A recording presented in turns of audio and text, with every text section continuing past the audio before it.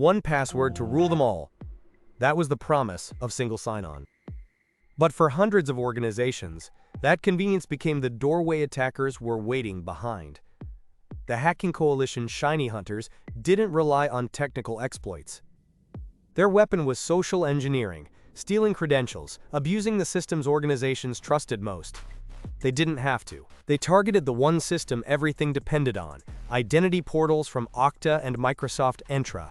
By tricking employees into logging into perfect replicas, they gained access to entire SaaS ecosystems, then pivoted. 40 million records, stripped from Charter's Salesforce instance alone. 13 industries. One method. No 0 days. No sophisticated malware. Just a convincing phone call and a fake login page. And that same playbook would soon be weaponized on a far more personal scale, by attackers no one saw coming.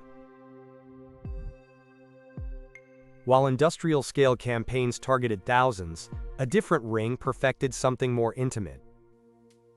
The social engineering enterprise. A criminal network forged on gaming platforms that bypassed every technical defense by targeting something far more vulnerable: the human voice. Their weapon was vishing, voice phishing, and it was devastatingly effective. No malware, no 0 days. The method was surgical. Impersonate support staff from Google or Gemini. Call a target, fabricate a security emergency, push them into panic, and while they're panicking, talk them into handing over access. Over 2 patient years, this playbook netted what prosecutors would call the largest private crypto theft in American history: $246 million drained from a single early Bitcoin investor in Washington state. But the operation's real edge wasn't technique, it was intelligence. And that intelligence came from inside the support infrastructure itself. On May 15, 2025, Coinbase publicly disclosed what many had feared. Criminals had bribed and recruited rogue overseas support agents, including employees of the outsourcing firm TaskUs, to steal customer data. These insiders exfiltrated sensitive customer data, not passwords, not private keys, but something arguably more dangerous: personal information, names, contact details, transaction histories, the raw material for perfectly crafted attacks. The initial extortion demand, $20 million. Coinbase refused. The fallout was staggering. Remediation and voluntary customer reimbursements projected between $180 million and $400 million. But the real damage wasn't financial.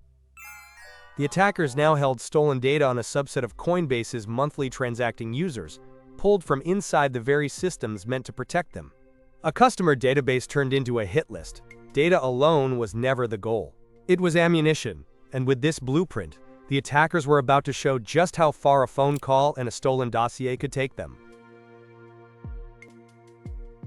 At its peak, Coinbase was the most valuable cryptocurrency exchange in America, a publicly traded titan valued in the billions. Its defenses were formidable at their core, built to withstand direct assault. The digital bullion in its vaults. But a sprawling, under-defended perimeter existed. Customer support, account services, human interaction, a secondary front, they assumed. That channel became the fault line. The breach wasn't a software exploit. It was a bribe. Attackers didn't need to crack a single line of code. They simply walked around the fortress, found a side door, and paid someone to open it. The exfiltrated data was a blueprint for a heist. Customer names, contact details, account histories. Not the keys to the vault, but the floor plans to every customer's home. This wasn't just a leak. It was the creation of a weapon. Each record was a pre-verified target. The operational tempo spiked. Armed with this stolen data, the attackers launched a relentless campaign of social engineering, tricking victims into voluntarily sending their Bitcoin and Ether. But the damage cut deeper than individual victims. The same stolen data was also wielded against Coinbase directly, an extortion attempt demanding $20 million to keep quiet. Coinbase refused. The real siege was about to begin. The attackers' next move shifted the conflict from individual fraud to corporate extortion. On May 15, 2025, they delivered their ultimatum directly to Coinbase, a demand for $20 million in exchange for their silence. The threat was not merely to release the stolen data, but to weaponize it. They would dump the records publicly, exposing Coinbase customers and amplifying the damage far beyond the initial breach. This was an exercise in what security analysts term consent leak reputational lethality, where the nature of the leaked data is so toxic, it threatens the fundamental trust a business is built on. Coinbase leadership faced a stark choice. Paying the $20 million demand would fund a criminal enterprise with no guarantee the data would be destroyed. Refusing to pay meant absorbing a public relations disaster and the immense cost of the fallout. The company made its decision. Coinbase disclosed the breach and the extortion attempt through its SEC filing and a public statement on its response. It was a calculated decision to refuse the demand. Coinbase did not believe the attackers would honor any agreement to delete the data, and stood on principle in protecting customer information. This calculated defiance cut to the core vulnerability exploited by the attackers. They were not just targeting systems, but manipulating human decision-making at scale, the same playbook that had been deployed against other fintech and crypto platforms. The public refusal was a declaration of principle, but it also triggered an inevitable financial firestorm. The immediate cost of the attackers' actions had been set, but the long-term price of restoring faith was only just beginning to be calculated. The decision to reject $20 million in extortion triggered something worse: a public audit of everything that trust actually costs. Coinbase projected remediation between $180 million and $400 million. Not for stolen coins, for stolen identities, customer reimbursements, identity theft protection, an entire support infrastructure rebuilt from scratch. A mere $500 million price tag for a handful of bribed support agents. Think about that ratio. $20 million to avoid the fire, up to $400 million to fight it. The math of capitulation had never looked so reasonable, and Coinbase still said no. While the exchange absorbed the balance sheet blow, the architects of the parallel $246 million heist faced their own reckoning. Hamza Dust, a key member of the SE enterprise ring, arrested, facing up to 11 years in prison. The Ferraris, the private jets, the Miami mansion celebrations, none of it outran the blockchain. Digital evidence trails don't care about lifestyle. Still, roughly a third of the stolen funds remain missing, laundered into the global criminal economy, waiting to be deployed again. But here's the uncomfortable truth. The convictions and the remediation costs, they gave the illusion of closure, a number assigned, a sentence handed down, a problem solved. Except the problem wasn't solved. It was replicated.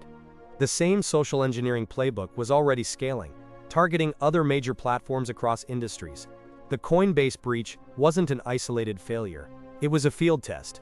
A proof of concept that the cheapest way into any fortified system is to simply ask someone to open the door. The financial damage could be audited. The lawsuits could be settled. But the vulnerability that enabled all of it? You can't patch a person the way you patch a server. And that raises the final, lingering question heading into the aftermath. If the human element remains the permanent backdoor, what exactly does security even mean? What the Coinbase incident exposed wasn't a software flaw, it was an architecture flaw, one baked into how every major platform operates. An inside-out breach. The primary vulnerability wasn't code. It was authorized human access, no zero-day, no sophisticated malware.